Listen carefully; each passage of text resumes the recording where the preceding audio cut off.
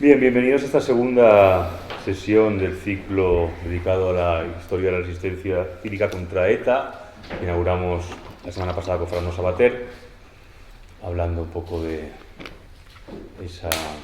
lo que fue su experiencia desde finales del franquismo y a lo largo de toda la democracia.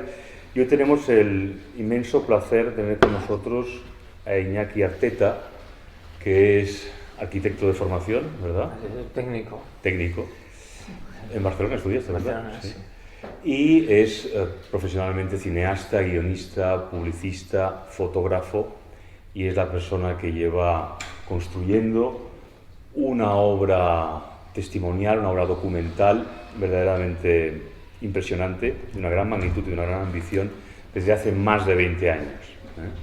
Es autor de documentales que todos ustedes habrán visto o habrán oído hablar de ellos, como Sin Libertad, Voces sin Libertad, El Infierno Vasco, 1980, Contra la Impunidad, y uno de los más recientes, Bajo el Silencio, que es también uno de los más impresionantes y que más impacto y más reconocimiento ha tenido.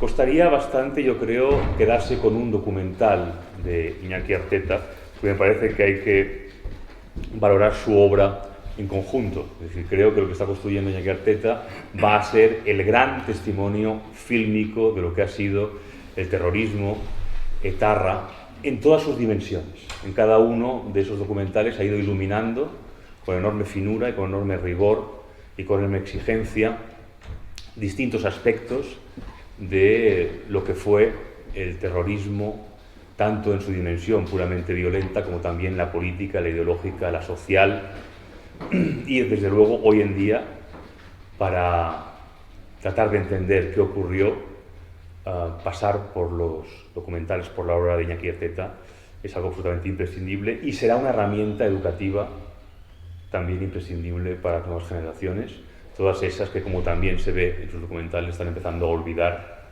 o están siendo, por así decirlo, invitados a olvidar todo lo que ocurrió.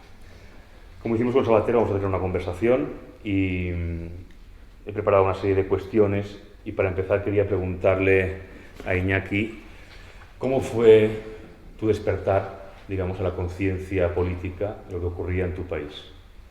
Bueno, gracias por la presentación. Disculpa de nuevo por el retraso. Soy muy puntual, pero bueno, hoy es el peor día para decirlo, porque cuando llegas tarde, bueno, no te cree nadie, ¿no? Soy muy puntual, sí, es verdad. Si no, no me hubieran llamado nada de esto, ¿no? Nunca más. Bueno, es una pregunta muy larga de contestar, claro, es muy larga, ¿no? Porque alude a mi propia persona, ¿no? A mi propia historia. He intentado reflejar en el libro que algunos conocéis igual, Historia de un Vasco. Es un libro de memorias que tienen que ver con mi experiencia como ciudadano vasco, nacido allí, de familia vasca, familia nacionalista además, y son memorias de la infancia, la juventud, la adolescencia, ¿no? Cuando uno empieza a creer y a crecer y a ver lo que tiene alrededor suyo y se va creando esa imagen del mundo y encuentra o no los valores que le van a servir para el resto de su vida, ¿no? Y eso, con la distancia yo lo veo de una manera, pues, a la vez lejana y cercana, ¿no? Lejana porque pues uno recuerda cuando era joven cosas como que ya le quedan muy allá y como que ha cambiado mucho desde entonces, pero cercana porque para mí lo que vi, lo que entendí que era, no sé, la cosmovisión de mi familia y de mi entorno, pues le he tenido que ir dando vuelta. Le he dado la vuelta, de hecho. No en los valores humanistas o cristianos, por decirlo así, pero sí en lo que tiene que ver con la percepción de, pues eso, un nacionalismo arraigado culturalmente que significaba, pues a medida que pasaban los años, yo nací en el 59 y cuando murió Franco yo tenía 16 años, pues toda la transición, pues ya era consciente de lo que estaba pasando. Con el nacimiento de ETA lo mismo. Y entonces eso me situó en un lugar en el País Vasco en el que, bueno, pues yo me sentía protegido. O sea, contra nosotros no iban a ir, ¿no? Contra mi familia, contra los nacionalistas, ¿no? Eso estaba claro. Nadie me había dicho, pero estaba claro, ¿no? Estaba en el ambiente, ¿no? Y el despertar ha sido muy lento. Yo creo que ha sido muy lento en todas las cosas de mi vida, porque estudié una cosa, luego no me dediqué a eso, luego trabajé de fotógrafo, luego, en fin, no sé. Yo he sido muy lento, ¿no? Para descubrir el fin incluso, ¿no? No muy tarde, pero es decir, con 30 años, casi 30 años hice mis primeros cortometrajes. Bueno, pues he sido lento para todo. Espero vivir 120 años para compensarlo, para tener tiempo de acabar todas las cosas. Entonces, me costó. Yo creo que, no sé, no conozco igual experiencias similares, pero cuesta salir de lo que es la cultura familiar, ¿no? En mi caso la nacionalista. Mi abuelo estuvo preso en la cárcel por nacionalista, estuvo unos años, pero era la piedra angular de la construcción de ese relato familiar. Era mi abuelo, que estuvo en la cárcel unos poquitos años, tampoco, ¿no? Y lo que sufrió y no sé qué, no sé cuánto, ¿no? Bueno, entonces salir de eso, pues muy complicado. Yo la verdad es que cuando me propusieron escribir el libro, pensé, bueno, igual descubro, claro, pues escribir un libro así memorístico, vamos a decir, pues es hacer una introspección importante en tu vida, ¿no? Además no hablamos de cosas ligeras, no iba a hablar de las novias si había tenido o no, o sea, yo estaba a hablar de mi vida, sobre todo cosas muy profundas, ¿no?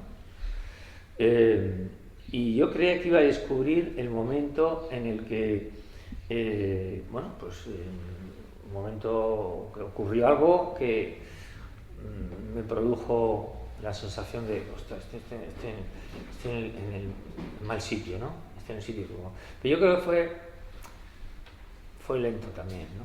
Fue lento. Yo creo que lo primero fue esa identificación con las víctimas, ¿no? Digo, ostras, esta gente, ¿no? Que está sufriendo, inocentes, y la gente no se moviliza.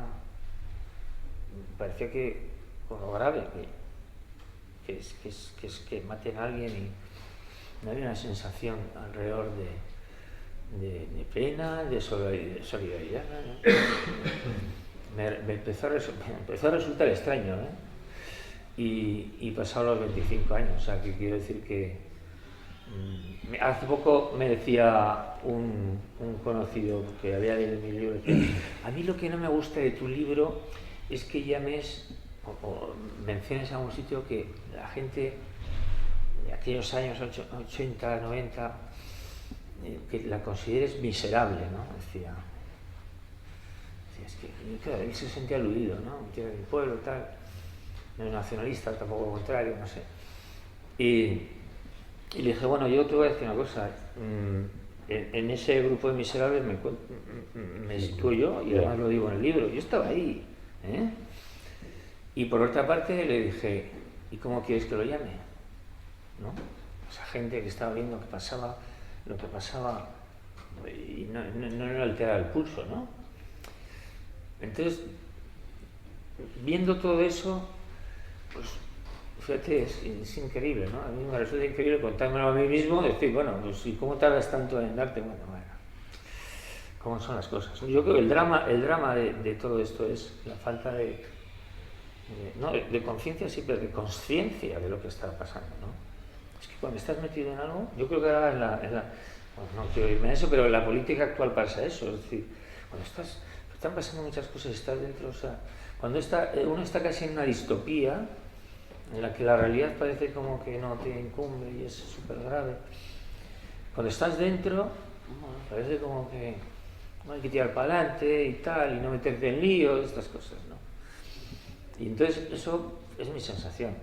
Y ya te digo, no hay un momento, Pero sí que empieza por eso, esa identificación con las víctimas, decir, bueno, esto... Y a partir de ahí hay un proceso de encontrar a gente que pudiera estar en sintonía conmigo, ¿no?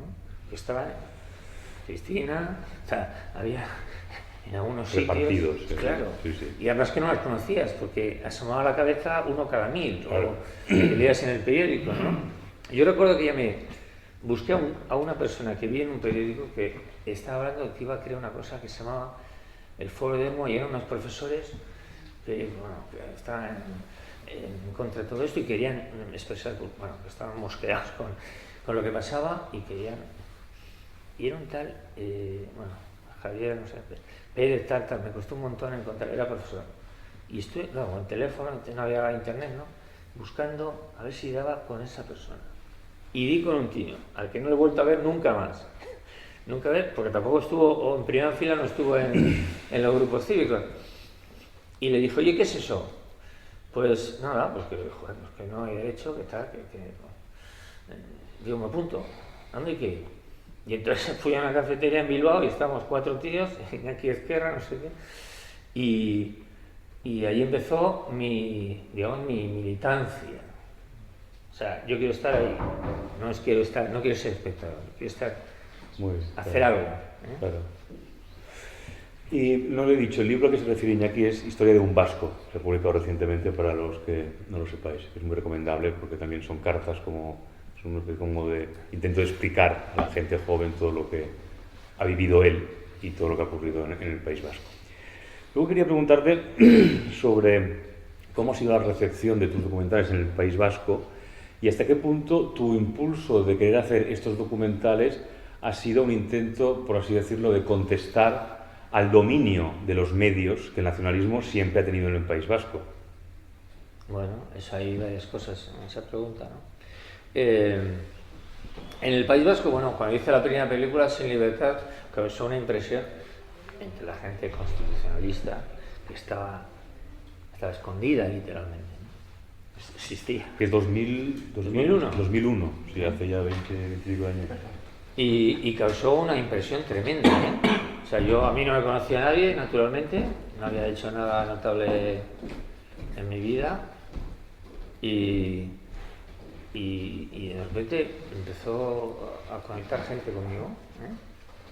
A un periodista, no sé qué, sí, profesores y tal, sobre todo estaban metidos en esto, ¿no? Y entonces, pues, sí, todo lo posible para que se viera en Bilbao, se viera, en algunos sitios, ¿no? Y entonces ya me dieron un empujoncito para entrar en la Fundación para la Libertad, estoy en el patronato y en el Foro de Hermoa, y todas las cosas que había entonces, ¿no? Sí. Y entonces conocí a toda esa gente magnífica, no voy a decir nombres, porque tremenda, ¿no? Que eran más... Yo era el chavalín, o sea, hace 20 años ya tenía 40 tacos, pero el chavalín. Yo creo que no conocía a nadie más joven que yo en aquellos grupos, ¿no? Y bueno, fue fantástico. O sea, yo ya empiezo otra etapa en mi vida, ¿no? En conocer a esa gente, a los que muchos aún ya había leído, ¿no?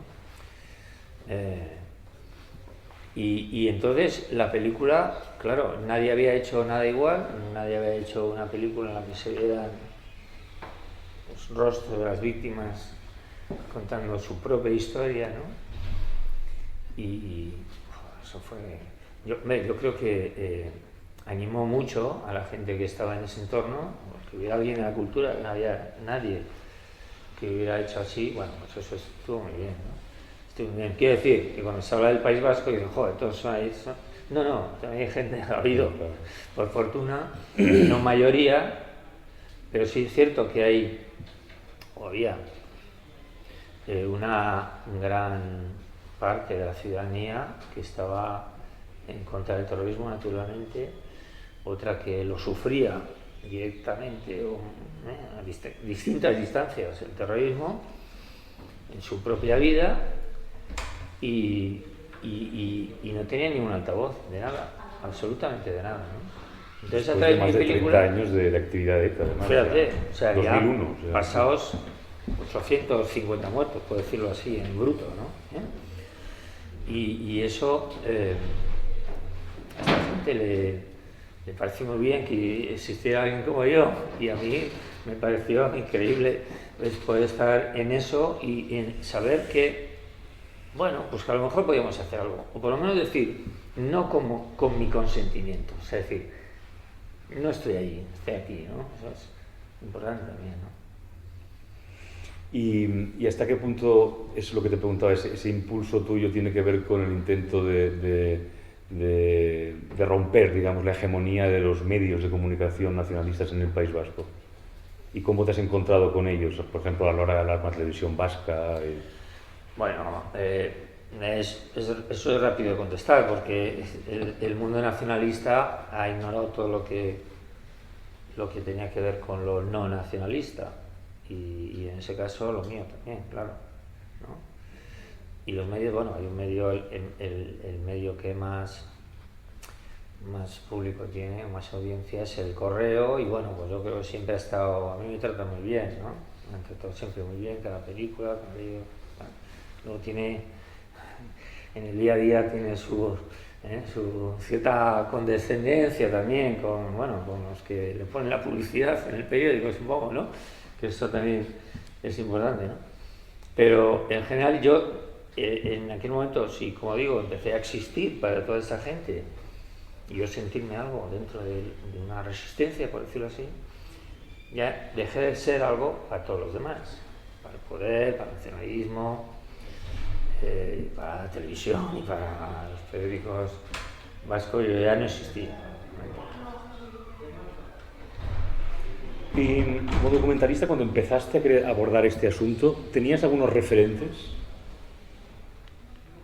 La obra de alguien, pues es decir, ¿tenías claro cuál iba a ser el estilo, cuál iba a ser la forma, digamos, de trabajar, de abordar el asunto, o lo has ido construyendo a medida que lo has ido haciendo? Pues mira, sí, yo creo que efectivamente, yo creo que lo he ido construyendo a medida que he ido haciendo cosas.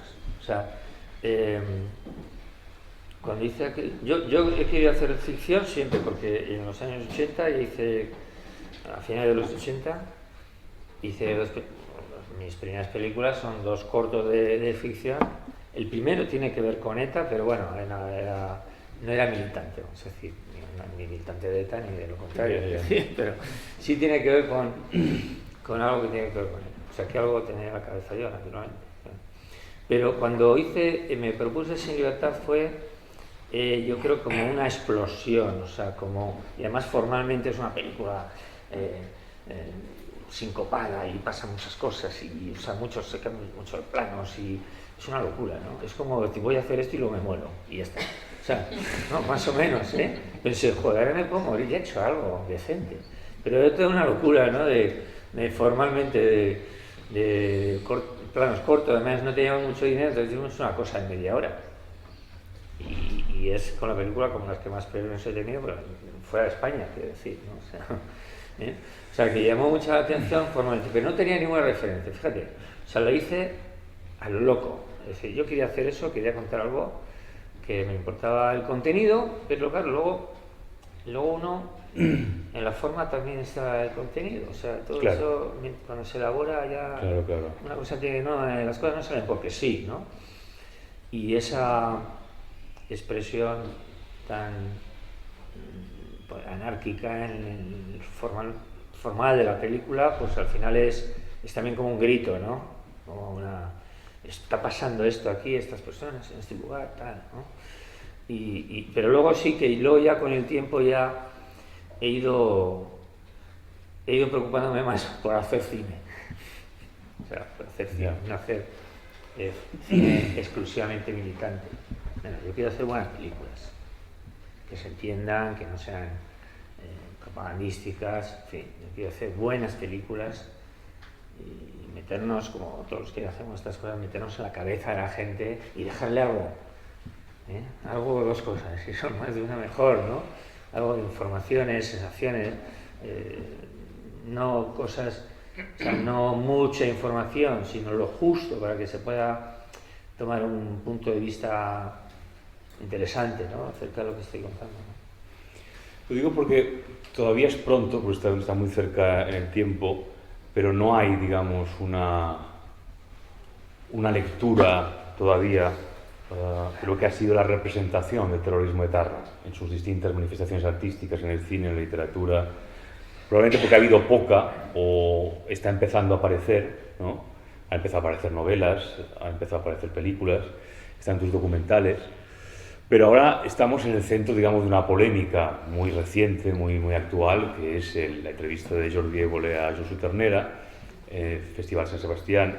Me gustaría preguntarte por eso, pero un poquito más tarde. Antes quería abordar precisamente ese asunto de lo que es la calidad de la representación de una determinada barbarie, vamos a decirlo así, ¿no? Por ejemplo, pues como sabemos, la Shoah, el exterminio judío, arrastra un larguísimo debate en torno a qué se puede mostrar, qué no se puede mostrar. Además, el mundo hebreo, como sabemos, tiene una relación muy especial y conflictiva con la propia representación en sí misma, con la imagen.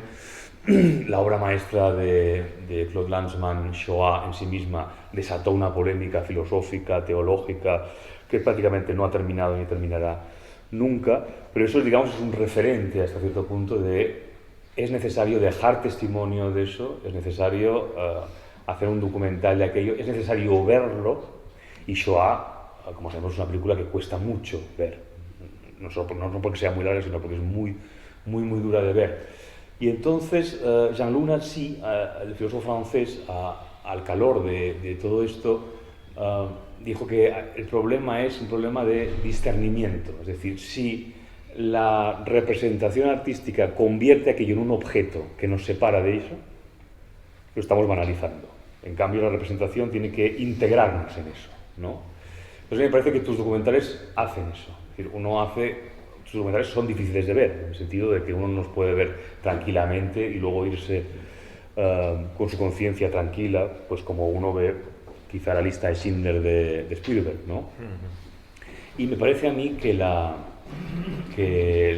entrevista de Évole, por la propia trayectoria de Évole, va un poco en esa dirección, un tanto banal, o un tanto frívola, aunque ya sabemos que lo que va a presentar es a un tipo abyecto como Josu Ternera, que no nos va a descubrir que de pronto es una gran persona, ¿no? Y te quería preguntar con respecto a eso, si eres consciente, por así decirlo, de esa voluntad moral que hay también en la estética a la hora de abordar este problema, y cómo ves también esta polémica que ha suscitado la entrevista de Évole y que se está hablando tanto estos días. Bueno, evidentemente lo que es el autor tiene, dentro de su baraja de cosas para elegir qué contar, cómo contarla, está también la de contar cosas desde una perspectiva moral. Yo creo que cualquier obra medianamente correcta, vamos a decir, ¿no? O sea, bien hecha, con sentido, del tema que sea, tiene aspectos morales inevitables. Se pueden aflorar más, menos, se pueden subrayar más, menos, pero todas tienen ya. En determinados temas o géneros, pues aún más. O sea, yo no podría hacer una película banal o una comedia sobre el terrorismo. Se ha hecho, se hizo hace años con Fede Tarras y alguna otra, o bueno, eso veía Semanita en la televisión vasca, a mí no me hacía mucha gracia. No, pues, es verdad, pues no la puedo criticar, pero no me hace gracia. O sea, a mí resulta que igual que con la polémica de Évole ahora, cuando lo de Fede Tarras, que fue igual hace 6-8 años, me llamaba la prensa, oye, ¿a ti qué te parece eso? Y tal. No lo había visto, pero en principio a mí eso no me hace gracia. Que haga lo que quiera. El autor que haga lo que quiera. Pero ya sin verla no me hace gracia. Tampoco me hace gracia, pues, que Évole, bueno, pero tampoco he visto muchos programas suyos, pero ya sabemos de que, bueno.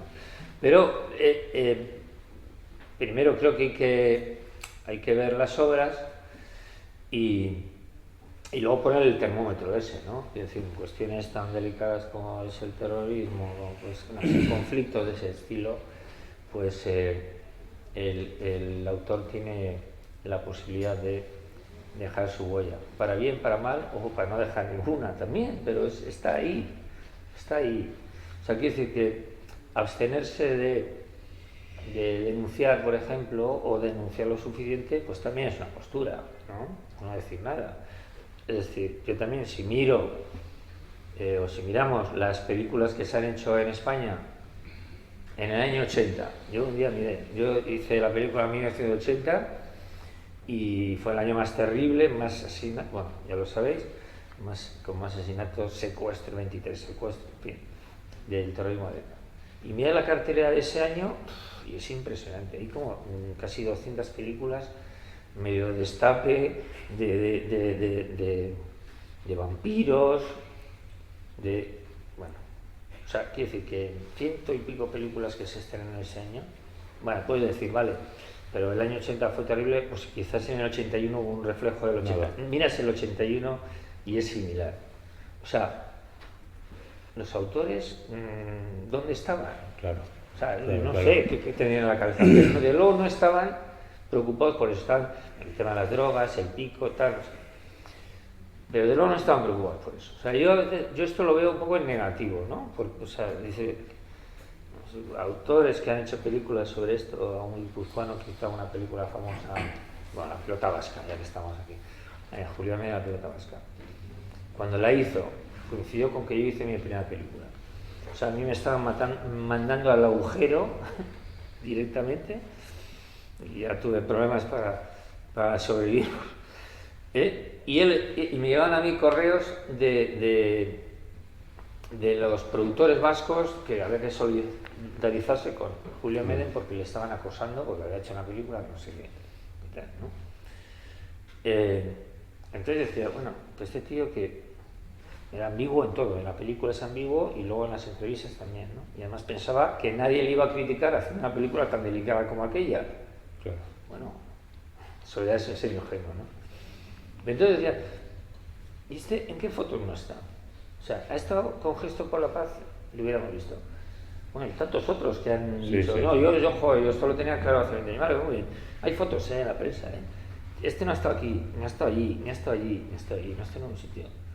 Vale, mucha gente no está en un sitio, pero luego esa gente que ha adoptado casi mágicamente por una opción que es darnos lecciones de, a ver, todos tranquilos, aquí todos tenemos un poquito de razón, ¿no? Esto lo arreglamos, tomamos un cafecito, negociamos un poco y se arregla, ¿no? Nadie ha hecho, claro. No ha hecho mucho mal y tal cual. Entonces, el negativo, todos los autores de cine, de literatura, que no han puesto ni una línea, ni han grabado un metro de película hablando de esto, pues a ellos habría que preguntarles. ¿A usted qué le parece esto? No, es que uno puede contar lo que quiera, ya, pero con la que estaba cayendo... Sería otro documental, ¿no? La cultura vasca sobre el terrorismo, porque ahí también... Sí, yo he escrito sobre eso, porque me lo pidieron una vez, y entonces estuve documentándome y más, es que es esta la cuestión. Si es que no estaba nadie de estos que... ¿sabes? No había gente de la cultura en las pancartas. En ese sentido, la semana pasada le preguntamos a Sabater sobre la polémica y por qué había firmado eso, y le pregunté qué les dirías a aquellos que dicen que no puedes solicitar que se censure, se retire un documental que no has visto. Y contestó, bueno, yo no he visto la entrevista, pero ya he visto a Ternera. Y además, el Festival de San Sebastián no es neutro. Es decir, que es un festival que tradicionalmente tenía una connivencia con el mundo etarra, que pagaba un tributo, dijo Sabater, para que le dejaran tranquilo esos días, aunque mataban a Guardia Civil siempre justo antes de empezar el festival, como para dejar clara su representación. Y en ese sentido también quería preguntar hasta qué punto el Festival de San Sebastián también forma parte, digamos, de ese entramado de silencio, por así decirlo, que tenía la cultura vasca, ¿no? Y en ese sentido sí que se puede criticar, ¿verdad? Sí, claro, sí. Ahora, yo tengo otro punto de vista, que además lo he manifestado esta semana, ¿no? En cuanto a esto, es decir, yo no firmé eso, bueno, la primera, Cristina Cuesta, la primera que lo supo, cuando me envió el manifiesto, está muy bien y estáis en todo vuestro derecho. Pero yo desde el punto de vista autor pienso que, bueno, yo no tengo ninguna prisa en esperar a verlo, para empezar. No, nadie depende de que llegue o lo vea, no lo opine. Pero de luego sin verlo no me atrevo. De hecho ya me han pedido que escriba cuando lo vea, que escriba en algún sitio. Bueno, pues vale, cuando lo vea pues tener una opinión y tal. Eso por un lado. Ahora bien, todo apunta mal, también lo digo, ¿no? O sea, Évole, Ternera y el Festival de San Sebastián, o sea, lo cruzas todo. Y en San Sebastián, o sea, el Festival de San Sebastián en San Sebastián, de acuerdo. Pero, hombre, todo apunta bastante mal.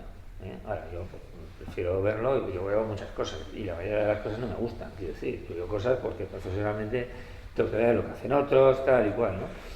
Pero yo en ese sentido, y así razono el por qué no firmo que la cancelen, pero me parece de maravilla que proteste, o sea, no es contradictorio, quiero decir, me parece estupendo que protesten y tal. Y luego, porque bueno, ya estoy inmerso en la polémica desde que surgió esto, porque claro, yo es que presenté una película entrevistando etarras hace 3 años y la presenté al director, con el que tengo confianza desde hace más de 20, y le presenté aquella película y no me dijo ni mu, o sea, ni si la vio, ni si no la vio, no me dijo ni que le había parecido, pero que no entraba en el festival, en ninguna sección, porque claro, la de Évole tampoco está en la sección oficial, está en una sección que nadie conoce, ahora sí porque está esa película, pero es una sección pequeñita, digamos, ¿no? No en la sección oficial. Y claro, digo, hombre, bueno, Joaquín, bueno, nos vemos, luego, si yo he presentado una película que tiene que ver con entrevistas a etarras y no me dicen nada y ahora parece que hay que hacerlo porque, bueno, ¿por qué pasa? No pasa nada, por poner una etarra, digo, entonces algo no me cuadra, ¿no? No me cuadra. Y la respuesta fácil es, claro, es que depende de quién haga las entrevistas, ¿no? Claro. No da igual que las haga yo, que las haga Évole o Iñaki Gabilondo, no sé quién, ¿no? Eso lo entiende cualquiera, ¿no? Claro. Las entrevistas, bueno, no las hice yo, pero las entrevistas de mi película, pues repreguntaban, que es lo que no ha hecho nadie en este país, ningún periodista con ese mundo, ¿no? Le dicen una cosa y dice, sí, venga, siguiente pregunta, ¿no? Y luego, también acojonados, ¿no? Tal, los periodistas, tal. Claro, nosotros nos saltamos eso y es el valor que tiene esa película. Entonces, que 3 años después pongan esto como un ejercicio, el máximo ejercicio de la libertad de expresión, claro. Y a mí me han preguntado en una entrevista, ¿y tú hubieras entrevistado a Ternera? Pues claro. Bueno, de hecho, cuando me preguntaron hace una semana, dije, pues claro, todavía, porque y al jefe del Ku Klux Klan también, pues oye, interesante, no sé, el mal, y además hemos visto muchas películas de malos, ¿no? Pero alguien de mi equipo me dijo hace 3 días que le llamamos a Ternera. O sea, en el proceso de hablamos con una hermana de Ternera, porque este estaba en Francia entonces. Estaba ahí localizado, está desaparecido, sí. Y hablamos con una hermana que nos debía decir, no. O sea, mi hermano, no sé dónde está. Lo tenemos grabado. No. O sea que, fíjate, no me había acordado de eso, pero claro, nosotros hablamos con Carmen Isasoldá, con Rousseau Sistiaga, con Chelis, con el que mató a la mujer, al marido de la mujer que sacamos en la película, hablamos con todos, claro, ¿no? O sea, es que el reto de la película era, ¿y usted qué piensa? ¿Por qué hizo lo que hizo? ¿Qué le parece ahora, 20 años después, qué le parece lo que hizo? ¿Sigue creyendo que había causas para hacer lo que hizo usted sí. Y la empresa en la que estaba? Eso es lo que me interesaba a mí. Y era una película difícil de plantear. Cuando buscamos dinero, nos decían, bueno, pues, ¿a dónde vas entrevistando a etarras? Y te van a meter un rollo ahí. Yo no quiero ver a etarras en una pantalla. Me parece muy bien. Pero tiene ese punto que es interesante, y Claude Lanzmann también lo hace. Sí, lo hace, claro. Se va a entrevistar a un comandante nazi, y es fantástico, o sea,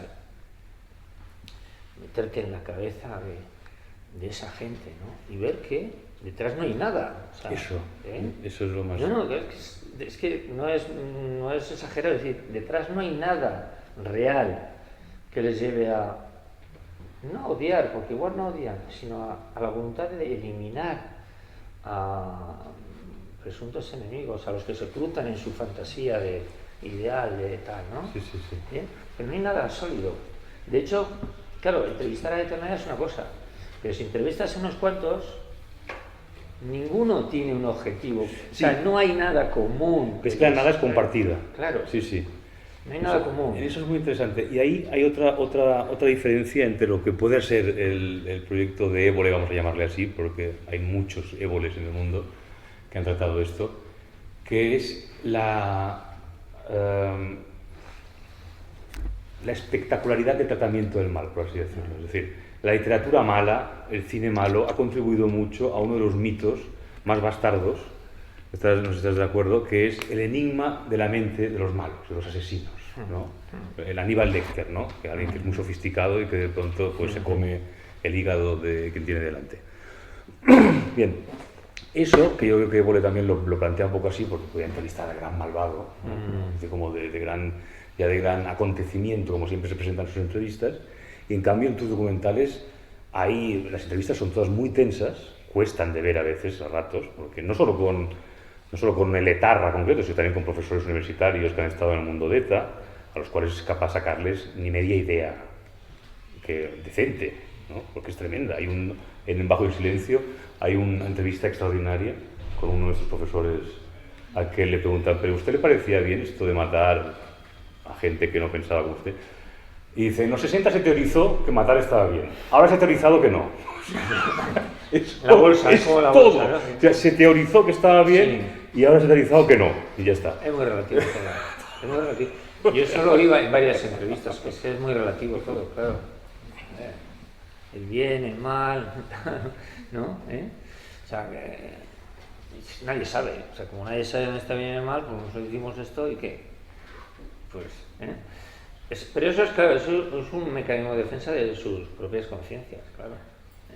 Pero sí existe eso que dices de los malos tienen que ser listos. Sí, exacto. Ahí esto es y que hay un misterio. Hay un misterio detrás. Sí, pero el misterio está,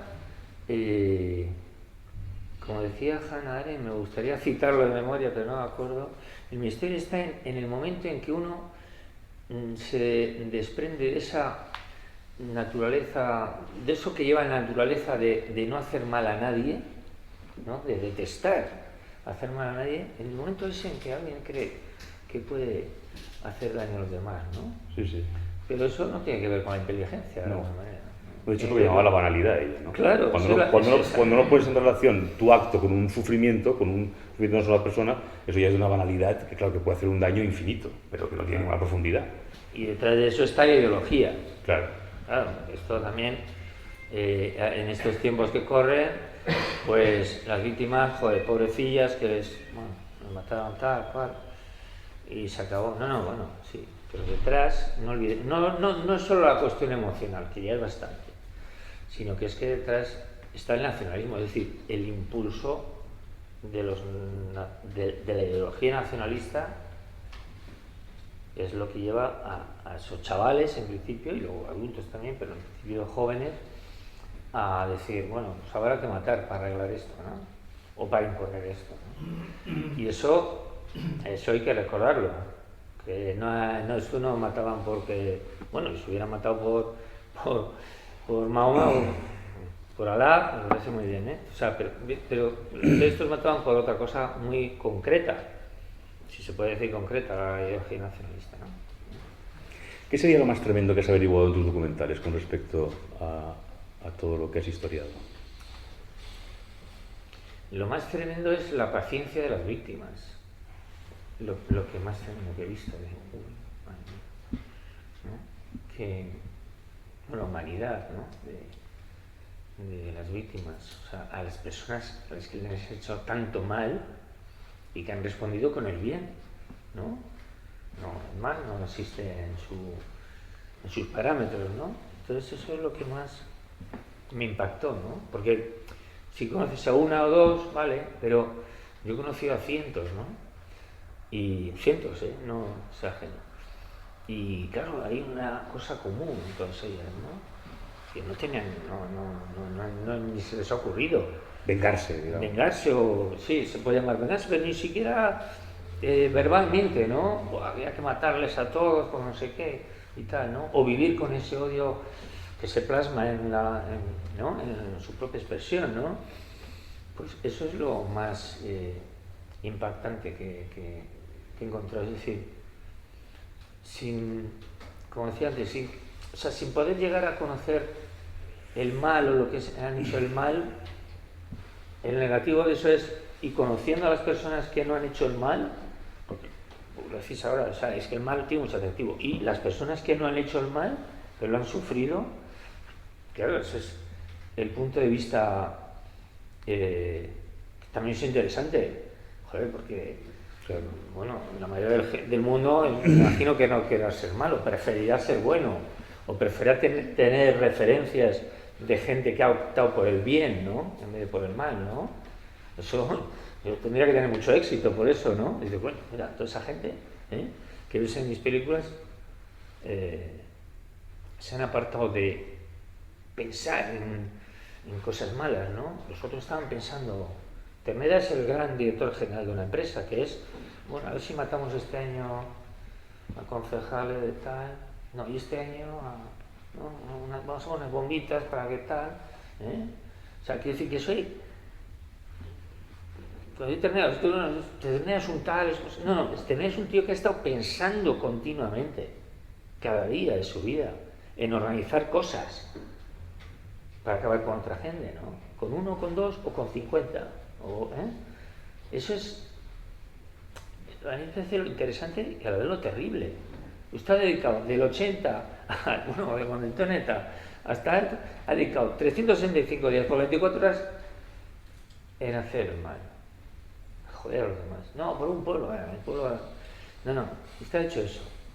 Eso es la gran cuestión y la gran enigma del mal, porque es que aquí seguramente, ni aunque pusiéramos a 2000 personas aquí, vamos a pasar 24 horas al día pensando en joder a los demás o a alguien, ¿no? ¿Sabes? Entonces hay también una cuestión.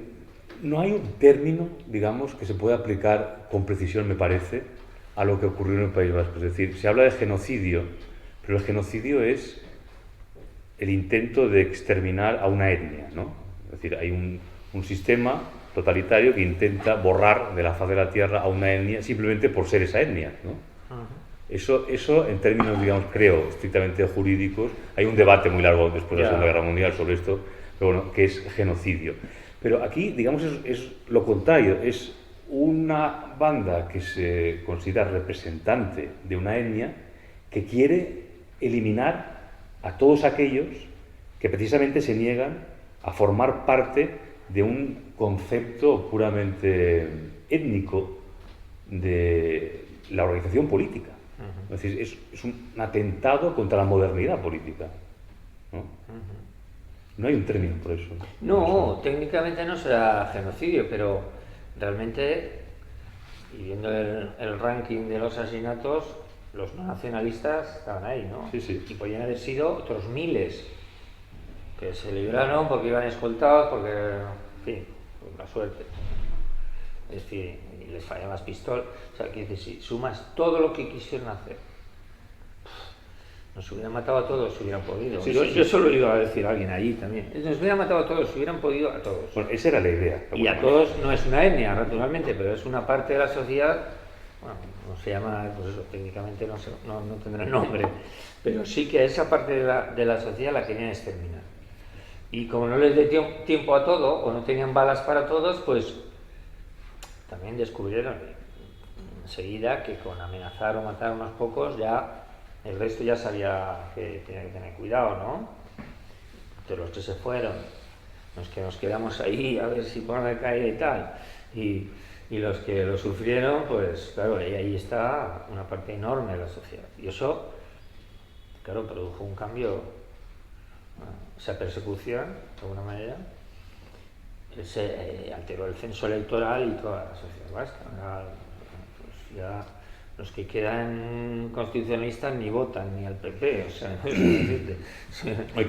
no sabes qué hacer ya. Como recordabas, Sabater, la UCD fue exterminada físicamente, por completo. Claro, hubo asesinatos, secuestros, y bueno, este Mayor Oreja tiene una foto con 4 y ahí el único que quedaba era él, ¿no? Y eso, pues es una visión aberrante, o sea, no hay que ser muy experto para darse cuenta de que acabando con... Y eso también en el concepto este de crímenes contra la humanidad, también eso, matar a líderes no es matar a una persona cualquiera o a un policía municipal, o sea, en el sentido de que tiene una representación grande. O sea, matar a un líder, a un político, aunque sea local, estás extendiendo el miedo a todo ese sector de esa gente que piensa como él o de su partido, tal. Y eso se ha hecho ahí. Pues Ternera, esto. O sea, al Ternera hay que decirle, ¿usted por qué mató a este? No, ¿qué quería conseguir matando a esta persona que era un policía municipal? ¿No? Un policía municipal ha matado a 12, sí, ¿no? ¿Algún sentido tendría, no? Claro, luego se va pensando, ¿no? En los años de la transición matan exalcaldes que habían estado con Franco y policía municipal. O sea, es decir, descabezaban el poder local, mataban a un policía municipal y el siguiente ya tenía que entrar sabiendo euskera. O sea, ya el siguiente... O sea, ya los siguientes ya pasaban por el filtro nacionalista y entonces se elegían entre... O sea, los que venían del otro régimen fuera, ¿no? Bueno, pues saben las cosas, no saben por qué sí, ¿no? Sí, claro. Entonces, que esa inteligencia del mal está ahí, ¿no? Y eso implica anular a un sector de la población, naturalmente. Sí. Que sigue anulado al día de hoy, ¿eh? Que sigue anulado. Al día de hoy, está como si te hubieran dado una paliza y te dura 3 días, pues ahora son 20 años. Porque no hay asideros para dar la vuelta a aquello, ni siquiera para hablar de aquello, porque además, como se va extendiendo, el silencio se extiende muy fácil. O sea, si te dan opción entre tener una mala noche con unos amigos o estarte callado, pues estás callado, ¿no? Y entre tener un amigo menos o tenerlo ahí y tal, bueno, pues venga, y tal, ¿no? Pues eso es así, ¿no? Vamos a abrir la conversación con la gente que nos acompaña hoy. Sí. Bueno, muchas gracias, lo primero. Un par de cuestiones. Han sacado hoy... Perdón, ¿cómo te llamas? Claudia. Han sacado hoy en El Mundo una entrevista al director del Festival de Cine San Sebastián, no sé si lo has visto. Sí. Y entre otras cosas dice, bueno, añadir que para mí la doble vara de medir que usa es flagrante y muy, muy peligrosa. Sí, totalmente. Me ha llamado la atención, sí. Y entre otras cosas dice que al revés de lo que tú estás diciendo, te ofrecieron proyectar en el festival El Infierno Vasco y que decidiste ir al Festival de Valladolid. Entonces lo primero es saber hasta qué punto esas declaraciones son ciertas y porque también añade algo que considero incluso gracioso, irónicamente quiero decir, que es que dijiste que no porque te propusieron una sección que no consideraste oportuna. Y yo pensé, no, pues igual es la de catástrofes naturales. Esa es la primera cuestión. Y la segunda es, en relación a Maixabel, por pensar en otra producción de cine, si la has visto, ¿qué opinión te merece?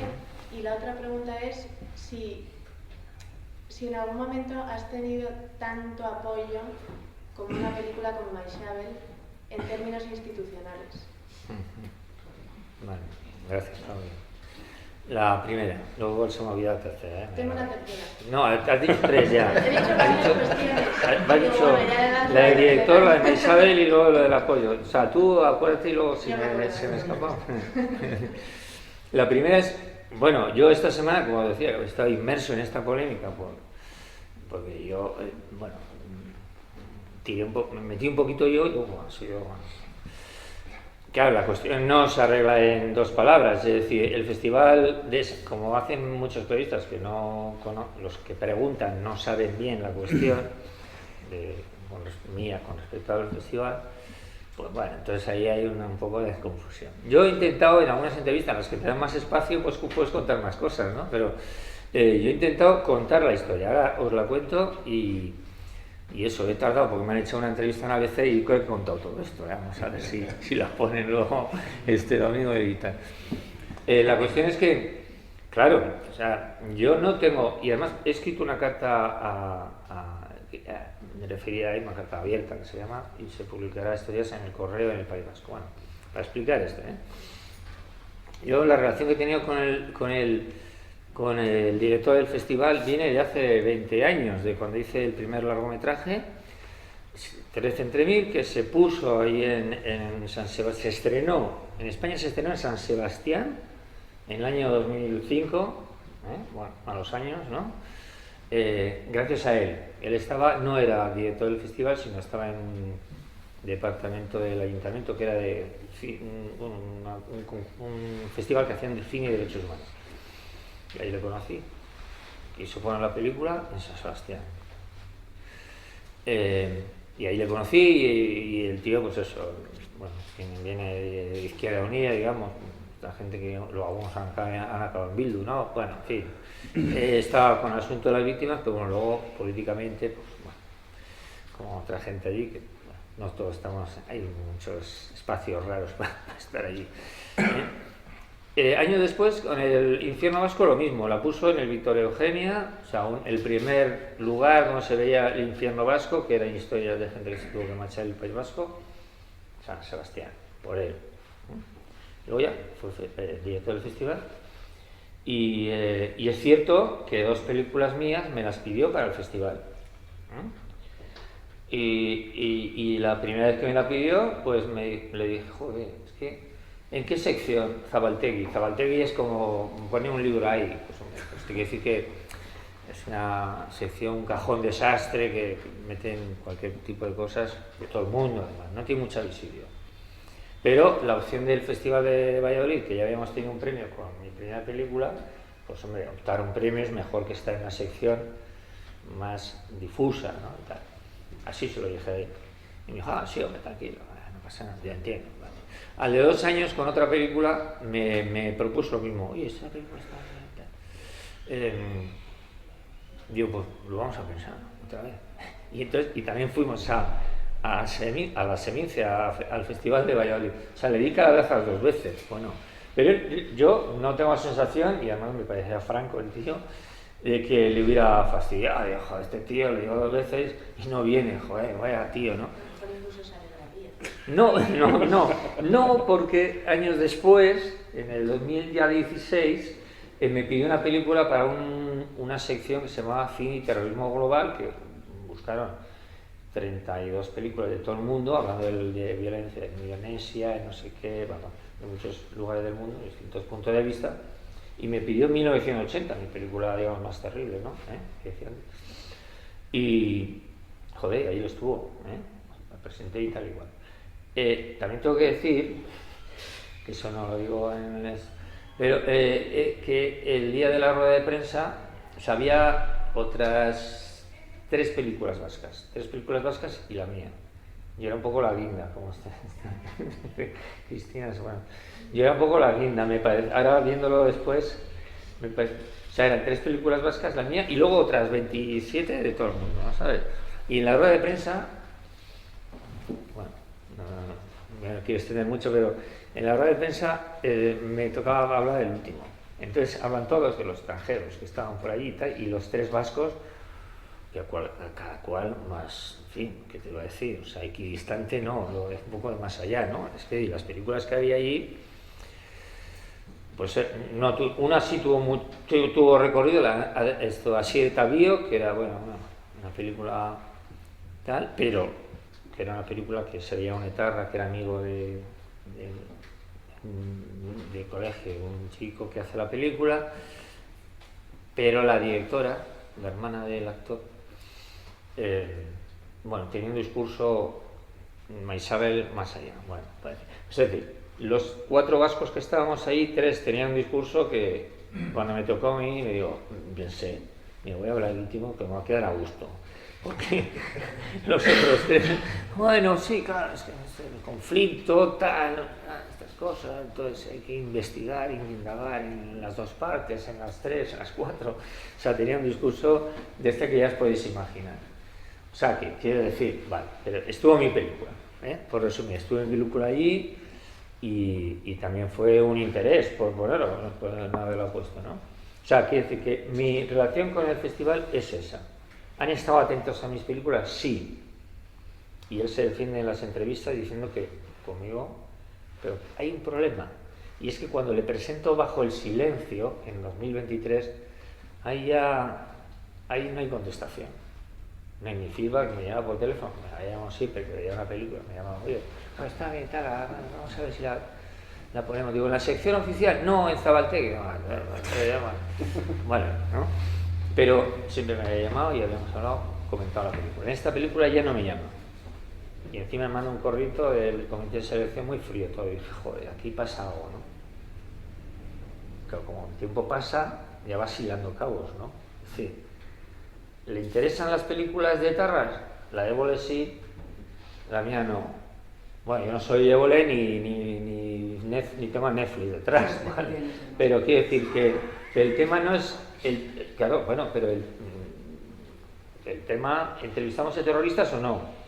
Él lo defiende ahora, pero cuando presenté mi película, no sé lo que pensó. Y esa pregunta no se la han hecho, yo se la voy a contestar en esa carta que he escrito, porque claro, a mí me fastidia eso, que diga, no, yo a ti te he tratado muy bien.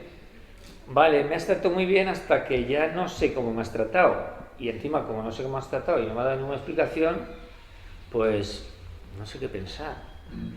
Otra cosa, el Festival de San Sebastián, pues ha sido, pues como he dicho, os ha leído y como todo lo que penséis, aceptáis. Es decir, ha sido ambiguo, no ha hecho minutos de silencio, no ha dicho, está diciendo Rebordinos que Vox, la derecha, ultraderecha, no sé qué, le da mucho miedo. Coño, pues si el festival lleva 50 años, o sea, con Franco los últimos años... Con Franco, los 13 últimos años con Franco, y no dijo ni muy. Y luego, después, pues, con el terrorismo así, ¿no? Entonces, hay muchos elementos que... Y luego, la posición, digamos, política en una ciudad como San Sebastián, de un festival como este, que lo paga la Diputación, el Gobierno Vasco y el Ayuntamiento de San Sebastián son todos los PNV, cuando no eran de Bildu.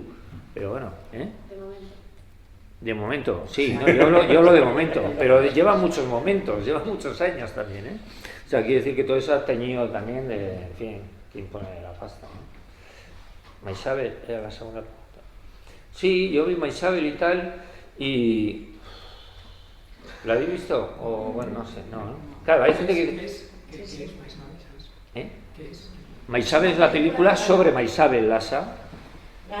Maisabel Lassa es la viuda de Jáuregui y es y ha sido durante muchos años con Ibarretxe la directora de víctimas del Gobierno vasco y fue la pata de la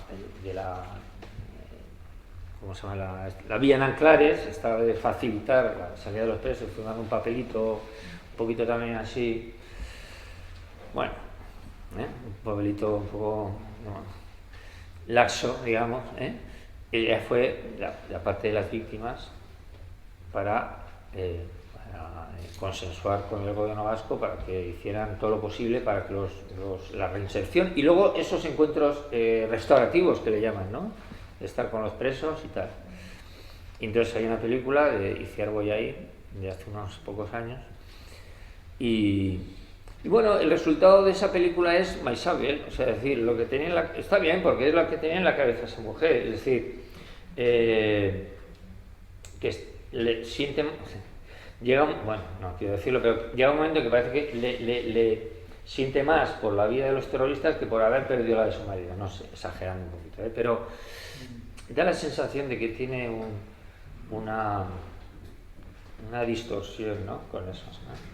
Y sobre todo que avala una forma de entender esto, sobre todo eso, que avala una forma de entender que en este momento lo que hay que hacer es que las víctimas estén calladas y que dar una oportunidad o una segunda oportunidad, que dice ella, a los asesinos, ¿no? A los perpetradores, como que eso es la solución.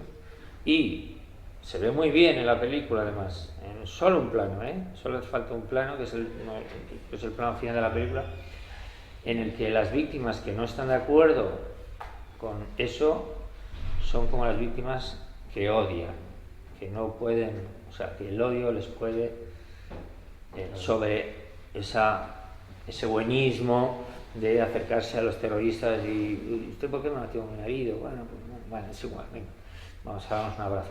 Esto es muy libre, es muy libre que se haga, pero no hacer como que eso es la única opción, o es la buena. O es la buena, exacto. Es la buena, o sea, esa es la buena. Y lo demás, tú ya has visto, ¿no? O sea, sí. Lo demás es ya como eso, ¿no? Y Cristina, que... Sí, bueno, a mí lo que más me dolió de la película fue el final que citas, en el que hay un acto por la víctima y el terrorista va con unas flores y se ponen todos a cantar una canción vasca, porque eso es lo que les une. Es una ideología, es el hijo, el hijo descarriado. Todos somos la misma comunidad nacionalista, nos han salido unos un poco bestias, pero vuelven, ¿no? Porque Maisal es nacionalista, claro. No podemos olvidarlo. Claro. Entonces hay una exclusión del resto. Yo quería... Aquí luego ahí, sí. Iñaki, tú sabes perfectamente que tenemos una compenetración absoluta, pero quisiera puntualizar un par de cosas que habéis comentado, porque bueno, no comparto totalmente lo que habéis dicho. Habéis dicho por una parte que detrás de los asesinos no hay ideas, que no hay nada. Habéis dicho que no hay nada. Yo creo que sí que hay mucho. Hay odio, hay fanatismo, hay radicalidad ideológica y hay un proyecto. Y hay un proyecto que de hecho están ejecutando y llevando a cabo. Segunda parte, con respecto al documental que se va a proyectar en el Festival de San Sebastián, yo no creo que se pueda, o sea, que solo se pueda juzgar habiéndolo visto. Es decir, nosotros no podemos decir, por ejemplo, si nos parece mal que maten a un guardia civil después de que lo maten, ¿no? Podemos decirlo antes, no se puede matar. Bueno, pues yo digo... No es lo mismo, ¿eh? No, bueno, es llevándolo al límite, lo llevamos al límite. Pero yo te digo que yo creo que hay cosas que son una indecencia y una inmoralidad. Y hacer un documental de un criminal en serie responsable de 400 muertes es una inmoralidad absoluta. Y os voy a poner un ejemplo precisamente de este Évole, que algunos a lo mejor aquí lo recordáis. Hace unos años entrevistó en televisión, en el programa Salvados, a un etarra que se llamaba y se llama Iñaki Recargo. Sí. Este individuo había matado a un matrimonio de Santander y había dejado huérfanos a 2 niños de 10 y 12 años. Y la hija estaba viendo la televisión y se encontró con el asesino de sus padres en la televisión. Y ella mandó una carta al Mundo, que por cierto ya no está en internet, una carta escalofriante, en la que al final le decía que por lo menos, que ya que él tenía una segunda oportunidad que sus padres nunca iban a tener, que por favor que se quedara en su casa y que por favor solo te pido que nos evites el tener que verte y oírte más, pues duele demasiado.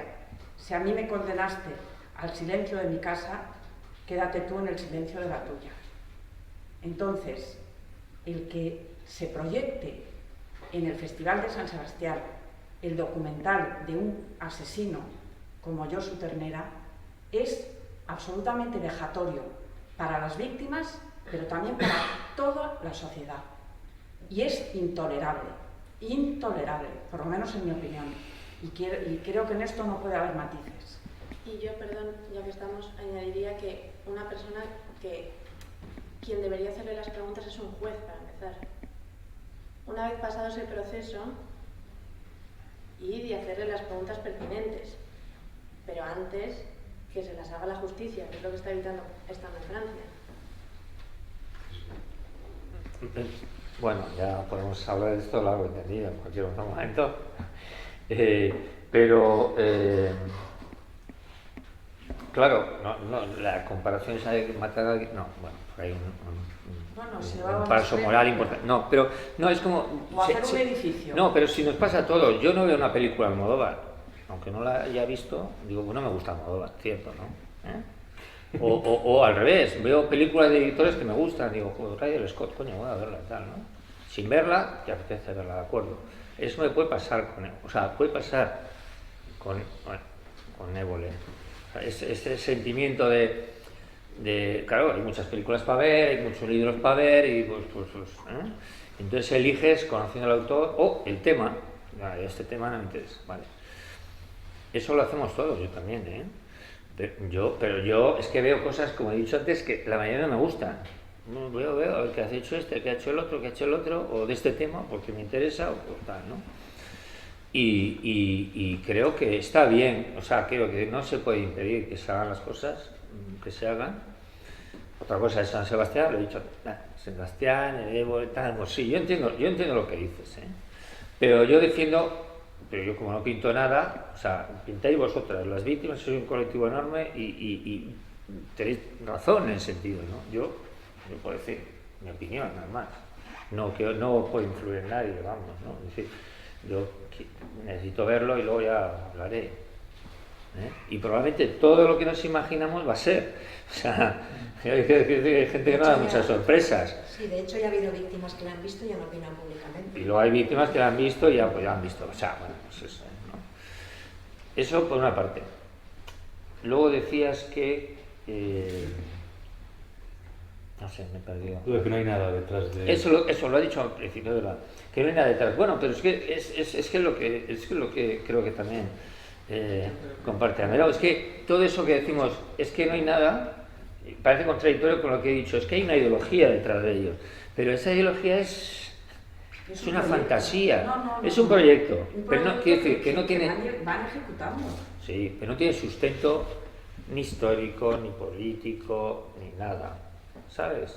No es que hubo una guerra en el año tal, o sea, nosotros los vascos no sabemos, el día de la invasión, si lo supiéramos, haríamos una fiesta de la pera, El día de la invasión no sabe nadie, cuando fue la invasión de los españoles, ni cuando nos ocuparon, ni cuando empezó nuestro drama. Bueno, eso hace mucho y tal, ¿no? ¿Sabes? Es decir, no hay sustento histórico. Hay una... histórico, claro que no. Bien, pero quiere decir que las ideologías muchas son, pues las llevadas al extremo, pues igual no se parecen nada a lo que es el comienzo de la ideología, ¿no? Pero no hay nada, cuando digo nada, siempre hay algo, naturalmente siempre hay algo, pero cuando digo que no hay nada es que no hay nada con fundamento, no hay nada con fundamento. Uno es que a mi padre, claro, le pegaban una paliza, otro... No, es que a mi madre no le dejaban hablar euskera en la Icastola cuando era pequeña. Ostras, y todo esto porque a tu madre una vez le pegaron, porque no dicen, no es que le pegaban todos los días y la colgaban de los pies todos los días del año a su madre en la Icastola. O sea, le pegaron un día. Yo eso lo he oído muchísimas veces de distintas personas. Y me parecerá mal que le peguen a alguien, pero un día... Y toda esta historia que viene detrás por un día. Otro es porque Franco, no sé qué, porque nos quitaron el euskera, otra mentira, ¿no? Quiere decir que me refiero a que no hay nada de fundamento, eso es lo que... Sí, solo un matiz con respecto, sí, enseguida. Es la cuestión de la banalidad del mal de Hannah, que también se tiró todo el mundo encima cuando, después del proceso contra Eichmann en Israel, ella dijo, esto es banal, absolutamente banal, y todo el mundo dice, pues si es un monstruo satánico, ¿cómo puede decir que es banal? Si realmente... Y ella decía, no, para mí es absolutamente banal alguien que no es capaz de poner en relación moral un acto suyo, burocrático, con el sufrimiento de muchísimas personas. Eso es la banalidad profunda. A mi juicio tenía razón.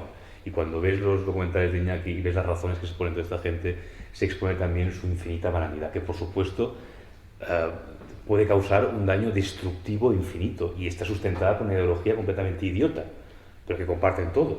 Es así, desde curas hasta de toda la sociedad, una buena parte de la sociedad, ¿no? Pero eso es ese matiz, no es que no haya nada en sí mismo, sino que no tiene ningún fundamento, ninguna densidad y en el fondo ninguna complejidad. Sí, ahí. Gracias. Iñaki, vamos a ver. Mira, yo me llamo Federico, soy paisano tuyo. Y me gustaría hacerte una pregunta porque me ha despertado un poco la curiosidad, por conocerte un poco mejor. No tiene que ver con el cine, pero tiene relación con lo que nos has explicado. Nos has contado al principio que tú vienes de una familia nacionalista, que vivías en un entorno nacionalista y que cuando ETA comienza, digamos, a trabajar, tú te sentías seguro, porque no iban ni a por ti ni a por tu entorno, iban a por otros. Vale, es algo muy común, ha pasado mucho. Pero mi pregunta sería, ¿tú qué pensabas entonces? Es decir, aparte de la sensación de seguridad que no viene conmigo, ¿tú qué pensabas de por qué iban a por los otros? Es decir, ¿por qué se estaba produciendo aquello? Porque algún tipo de autoexplicación te tendrías que dar a ti mismo. Tú, lógicamente, leías los periódicos, oías la radio, vivías en el pueblo, o donde fuese, oías todo aquello. ¿Cómo te lo justificabas? ¿Qué explicación te dabas a ti en aquellos momentos? Vaya preguntita, ¿eh? Hay un diván aquí por detrás. No, es que todo esto tiene... Está bien, te agradezco la pregunta. Pero tiene que ver con lo psiquiátrico. O sea, es decir, no, ni tampoco es broma, pero es que, claro, ahí cada uno lo ha vivido de una manera y lleva el... Todos tenemos un armario de muertos, bueno, de cadáveres, que, bueno, cada uno lo gestiona de una manera. Yo, cuando he escrito el libro, también lo he comentado antes, empecé a pensar qué pensaba yo entonces. Pero, no sé qué pensaba, pero qué la vida que hacía. Y nada era... No tuve ninguna conversación con nadie de decir, joder, voy a matar a uno, vaya, hostia, que un señor ahí tal. ¿No? No, eso no hubo.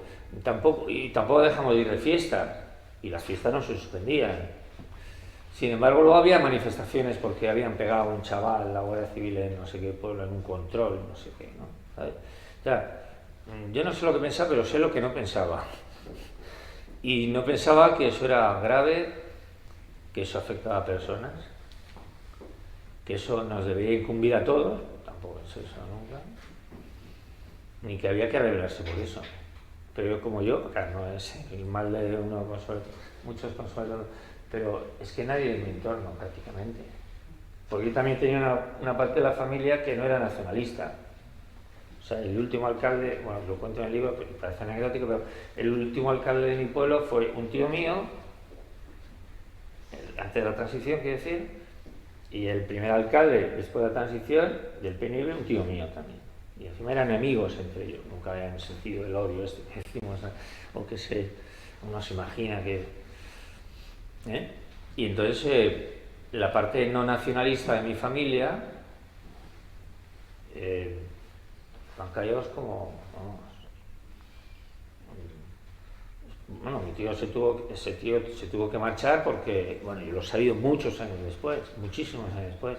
Hombre, pues le estaban limpiando el forro al alcalde de Galdacano, mató Ternera, al alcalde de Galdacano, a no sé cuántos alcaldes o exalcaldes le estaban matando, pues mi tío cogió y se marchó, sin decir nada, ni por qué. Yo lo sabía de mayor, vamos.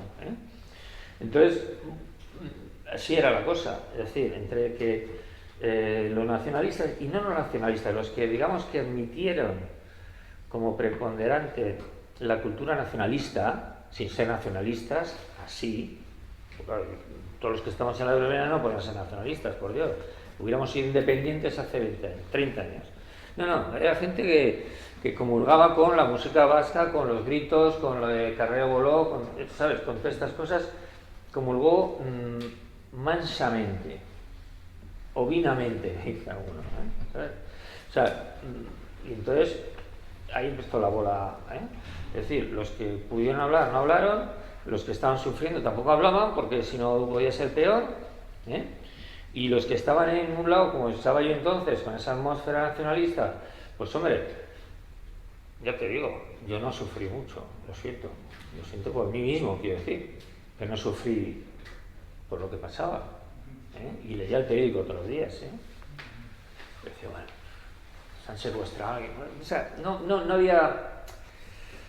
Es brutal, es que es brutal eso, no había esa sensibilidad por lo que pasaba. No existía, y yo no la he tenido, pues fíjate los que fueron un poco más extremistas que yo. O sea, jaleando a... Eso no lo he hecho, pero yo lo he oído, eso de Tamatalo lo hemos oído muy cerca todos, ¿no? O sea, ¿y cómo se llega a eso? Es pues una película muy larga, muy gorda y muy profunda, ¿no? Muy psicológicamente incluso, muy profunda. ¿Cómo se llega a eso? Y eso no se explica. En parte por lo que estás explicando. Sí. Eso fue muy común entre el mundo nacionalista. Y en el mundo nacionalista el también. caballo y demás, y es admirable, pero mucha culpa de lo que pasó fue el silencio de los nacionalistas. Y de los no nacionalistas. No vamos a echar la culpa porque eran los perseguidos, ¿verdad?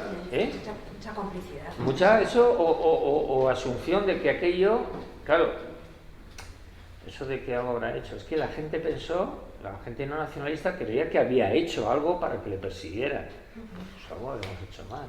O sea, es que no estamos en el lado adecuado. Tendremos que estar callados. ¿Hay que aprender euskera y llevar a los hijos? Pues habrá que hacerlo. Se culpabilizaba a la víctima. Claro, se culpabilizaba a la víctima y por extensión, alrededor, todo el mundo pensaba, pues mejor que no me toque a mí, ¿no? Hay otra, Vale, primero, este chico.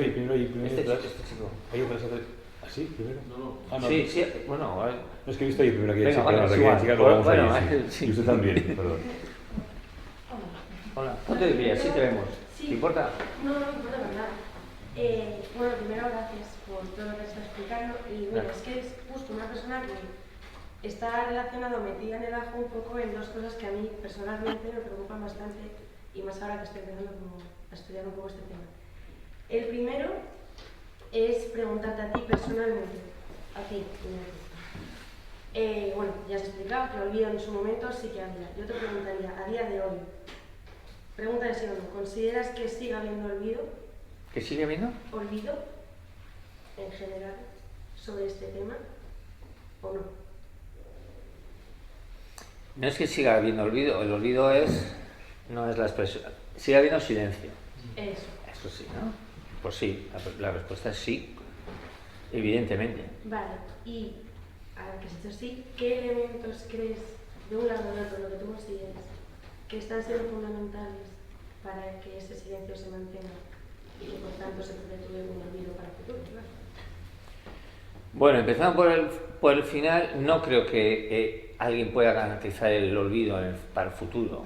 Lo mismo que tampoco la memoria, ¿eh? Pero bueno, pero yo creo que las cosas que recordamos tienen parte de olvido, ¿no? Porque se han generado agujeros en la historia, cosas que con el tiempo también hay gente sigue investigando. O sea, quiero decir que yo creo que la historia es un hilo continuo, ¿no? Que se va haciendo con las siguientes generaciones.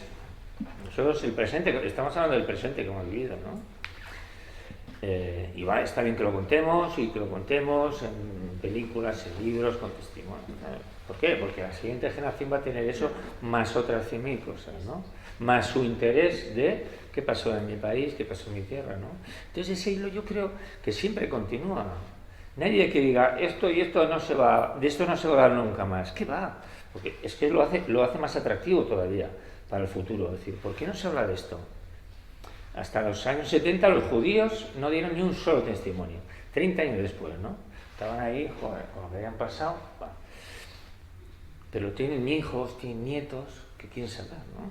Quieren montar seguir ese hilo. No, es imposible el olvido. La administración de la memoria será regular, mala, depende de la época. Bueno, y ahora estamos en la época que es que ha pasado hace 2 días, como si dijéramos, ¿no?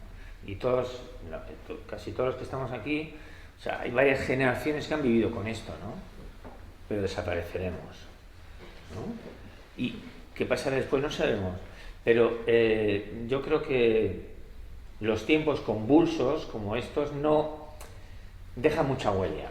Deja mucha huella.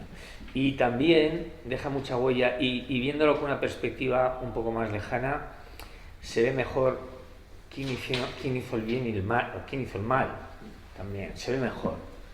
Ahora, todo esto de, bueno, ya, pero es que pasó esto y Frank, o sea, todo eso se puede ir viendo. Es la parte optimista de mi pensamiento, es esa. Pero yo creo que también se basa en el conocimiento de otras épocas, ¿no? Y si hay, ya te digo, si hay puntos que no están claros, alguien meterá el dedo ahí, ¿no? Igual tú, ¿no? Cuando sea mayor, ¿no? Claro. Eso, esperemos que hagas, ya que estás, ¿sabes? Y me has preguntado otra cosa, ¿qué es? Sí, una era que qué elementos creías que Sí, empieza por el en fin. ese silencio, Sí. porque era uno de los ejos que es lo que te digo, el silencio, los vídeos Sí. que me preocupa bastante. Sí.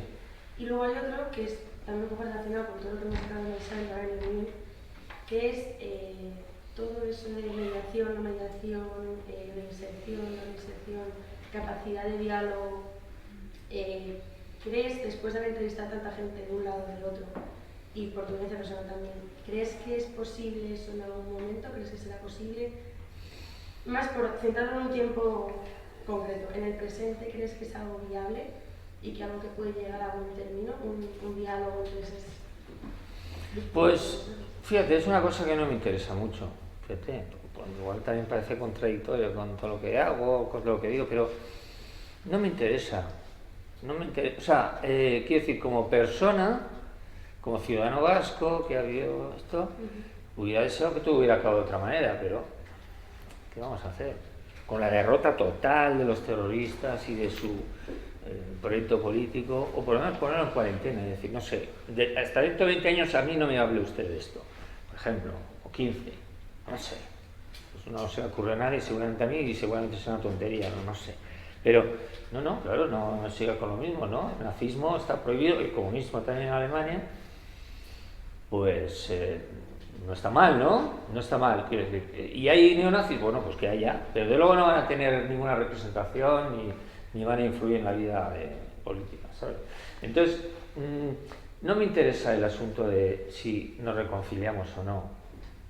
Como que no me interesa, personalmente, si mi mejor amiga se divorcia de su marido, que es amigo mío también, ¿sabes?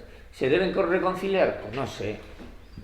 O sea, yo quiero decir que si llevamos esto a lo personal, oye, todos nos quitamos personal de encima. Yo con esa gente no querría saber nada nunca, menos que estuviera en mi sociedad. Dios, ¿no? Pensémoslo así, o sea, ¿cómo vas a querer?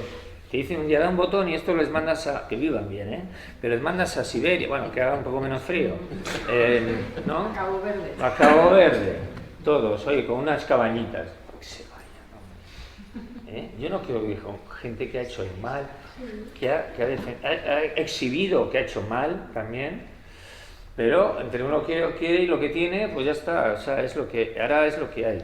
Pero como no hay fórmulas mágicas para ninguna reconciliación del mundo, pues los políticos hacen, bueno, mira, vamos a ver, ¿no? Pues lo ha hecho Rajoy o lo ha hecho Zapatero y mira, esto hay que acabarlo ya, venga, que en 10 años que salgan todos, ¿qué os parece? Bueno, que salgan, y las víctimas, mira, dales un poco pasta y una medalla ¿vale? Y la gente Rubiales, o sea, le damos otros temas para que se entretenga y ya está, Bueno, si no hay, y es poner la oreja, si no hay contestación fuerte, porque la oreja la han tenido con el terrorismo, porque hacían daño. Cuando hay alguien que hace daño, todo el mundo está atento.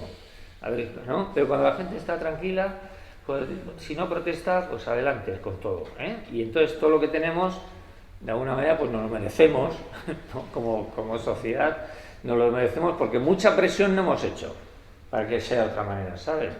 Entonces, a mí no me gusta ni eso de reconciliación, ni creo en eso de los encuentros restaurativos, pero lo mismo, cada persona haga lo que quiera, pero un teatrillo, no sé, o sea, bueno, si lo hacen en privado, pues claro, bueno. Pero eso, exponerlo como una solución, pues tampoco me gusta. O sea, en eso soy un poco, digamos, raro, es decir, no sé, o extremista o radical, es decir, que como no sé qué solución pueden tener esas cosas, yo les hubiera aplastado, no legal, no montar es decir, con la ley, pero no se ha hecho así, pues ya lo que todo viene después, pues ya no tiene arreglo. Vale, gracias. Vamos a dos preguntas últimas. ¿Usted? Ah, perdón, pero bueno, luego usted. Yo primero. Sí, bueno, luego este chico, sí. Bueno, la palabra clave me parece es la que has dicho, de silencio, más que olvido. Y a mí lo que me sugiere la palabra de silencio en este contexto es un silencio cómplice, encubridor y tóxico. Y precisamente en esta casa de Ortega y Gasset, donde dice que todo esto y tus circunstancias, esa toxicidad eso ha convertido a la sociedad vasca, en una gran parte de ella, en una sociedad un poco enferma, intoxicada. Entonces, a ver cuánto tiempo tarda en recuperarse, porque yo creo que todavía no se ha recuperado. Es que sigue habiendo sus silencios, etcétera, y esa toxicidad. Esa es una reflexión. Y la otra es, si tú tienes el temor, o alguno tenéis el temor de que resurja algo de esto, de lo que pasó en esos años. Comentamos el otro día que hay cada vez más novelas, documentales, películas sobre el tema. ¿Veis algún riesgo de que de repente algún subnormal en un bachol, en una ricotaberna, encuentre de nuevo un sentido a su vida a través de esta idiotez? ¿O creéis que eso está totalmente...? Yo creo al revés, porque ahora tienen pues, un gobierno que les hace caso, ¿para qué van a...? ¿Sabes? Si lo mejor es... Lo que no hubieran soñado ellos es que iban a tener un gobierno que les iba a hacer tanto caso como este que tenemos ahora hace unos años y vamos a tener los próximos 20 años. No, es broma. Pero vamos, vamos.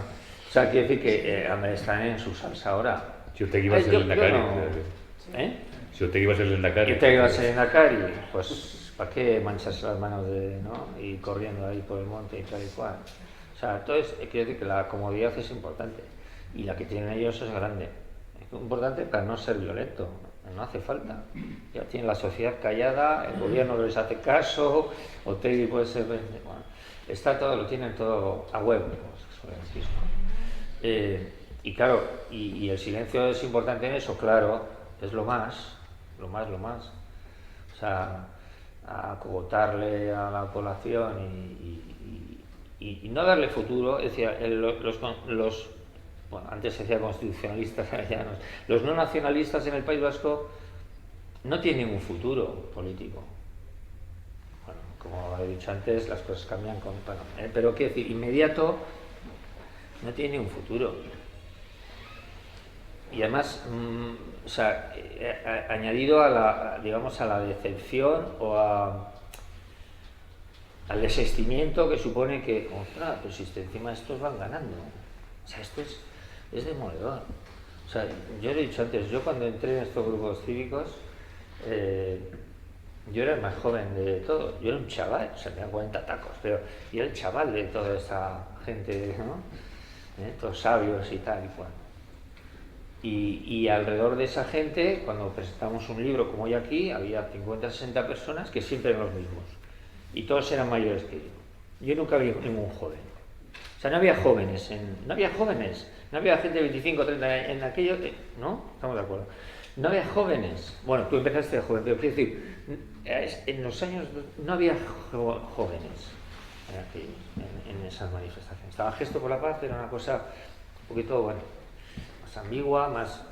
Pero en la defensa política del constitucionalismo, además de contra el terrorismo, no había jóvenes.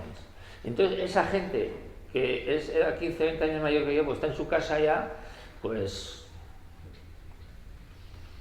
eso, esa gente ha desistido y todo. Y la gente que rodeaba y que venía a estos actos, y ya no, es que no hay nada, ya no hay actos, ya no hay actos de eso. Yo de vez en cuando hago una cosa al año en Bilbao, ¿no? Entonces, en ese aspecto no hay futuro. ¿Por qué? El precio del silencio. Ese es el precio del silencio. Pues ahora vas a estar callado otros 100 años, ¿no? Y es terrible, sí, de alguna manera es crónico. Porque además es cómodo. Porque ya no te van a pegar un tiro ni te van a... ¿Sabes? Solo tienes que saber los códigos, que ya los tenemos todos, los códigos concretos para que no llame la atención. ¿Y te gusta que tus hijos vayan en euskera durante 10 años y luego no hablen con nadie en euskera? Pues no te gustará, pero bueno, pues hay que hacerlo, lo hace todo el mundo. Entonces es una sociedad pues esclerótica, no sé cómo decirlo. Es una sociedad muerta, porque luego demográficamente, en cuestiones graves de pérdida en el PIB y de economía es desastrosa. Pero bueno, como no dan dinero de Madrid, ¿sabes? Pues todos contentos. Y yo creo que hay una trampa dialéctica ahí que preguntabas entre que cuando se dice si volverá a ocurrir, no, es que está ocurriendo. No, ya.